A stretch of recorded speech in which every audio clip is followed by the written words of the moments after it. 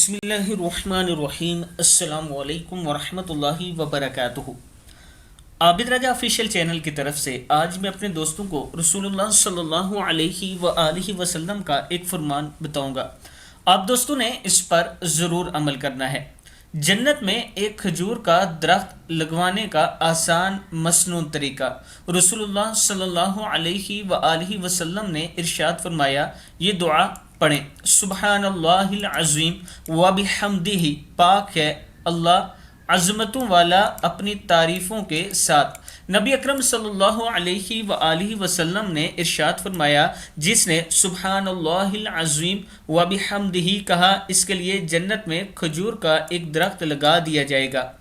ترمذی کی حدیث ہے۔ میں اپنے دوستوں سے گزارش کروں گا کہ صبح و شام کم سے کم 100 مرتبہ یہ کلمات پڑھ لیا کریں تاکہ اللہ تعالیٰ آپ کے اجر میں اضافہ فرما سکے۔ السلام علیکم ورحمۃ اللہ وبرکاتہ۔